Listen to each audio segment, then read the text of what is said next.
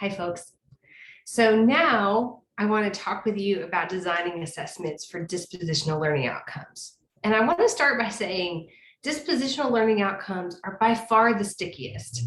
They're the most, I think, ethically fraught. But before digging into that stickiness, I just want to remind you of a few dispositional learning outcomes because I think they're also really good. Like they're worth the extra challenge of navigating the stickiness because this is what really matters in our students' lives and in our teachings.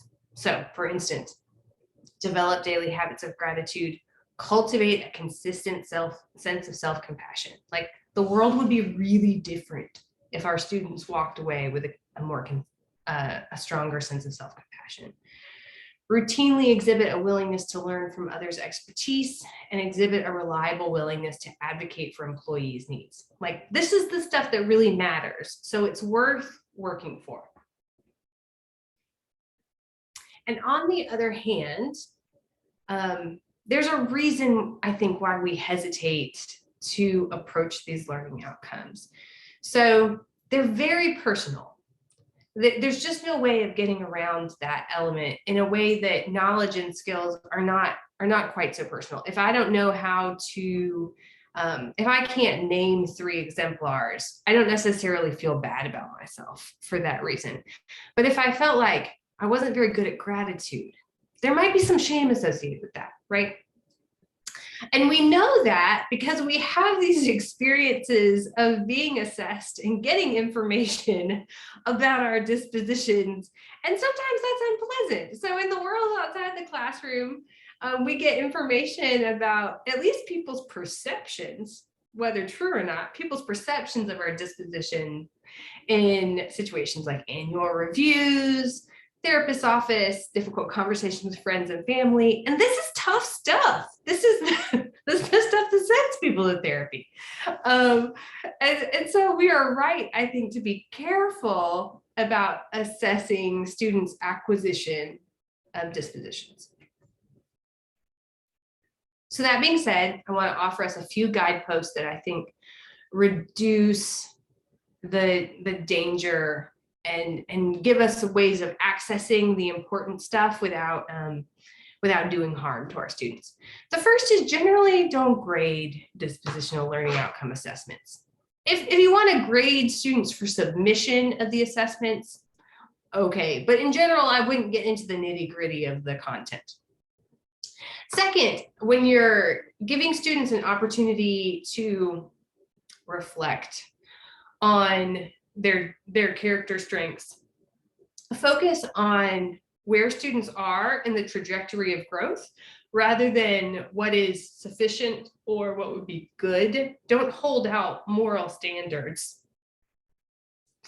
So we don't even need to get into a conversation about whether somebody is courageous enough in their advocacy for their employees. You can just talk about good assessments give people a chance to see, have I gotten better at that?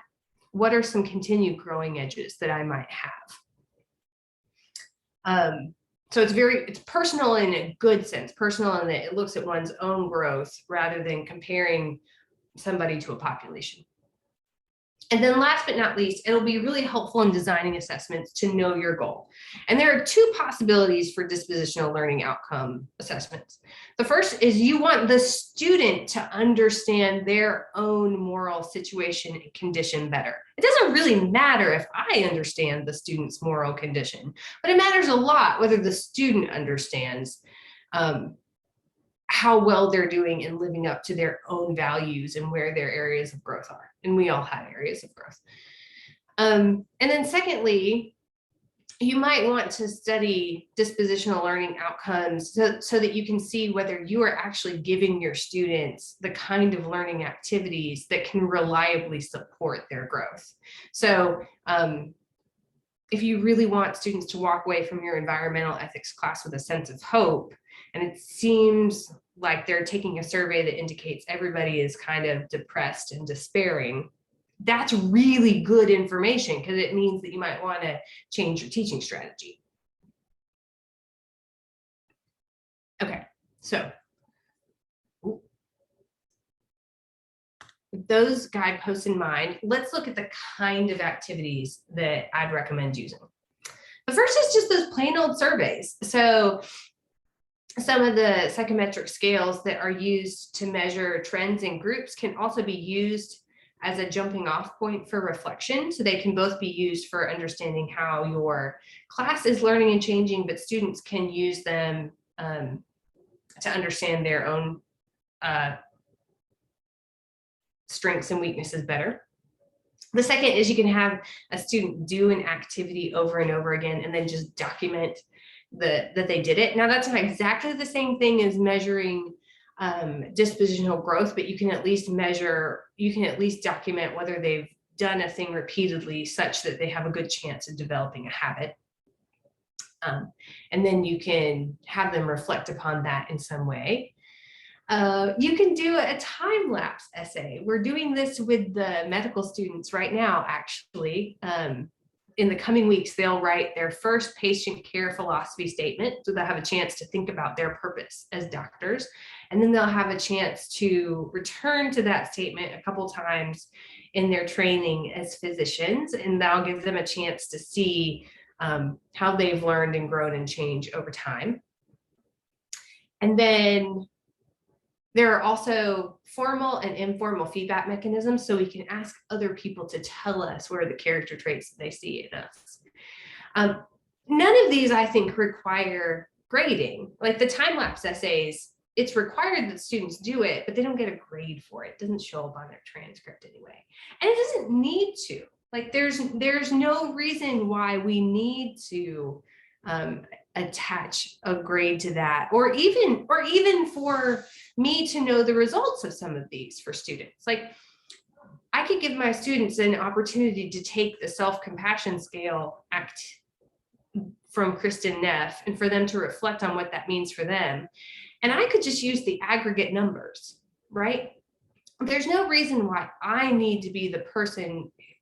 There's no reason I need to know an individual student survey results, but also there's no reason why I need to be the person giving the feedback to students. There might be situations where that makes sense and where there's good rapport and students would welcome that from their instructor. So I'm not saying that there's no possibility of that, but there's also no reason why you have to combine the power of being the person who grades the student and the sort of moral influence of being the person who gives feedback. In fact, I'd say if you can separate them so that the person giving feedback is somebody who already has a robust relationship with the student outside of class, then that's really ideal. And again, you don't need to have access to those because the point isn't for you to learn about the student's internal condition. The point is for the student to learn about the student's internal condition. Now, if you want to know how everybody's doing as a whole, think of the surveys. And with that, I will pause it and give y'all a chance to think about what assessments might be most useful to you. Thank you.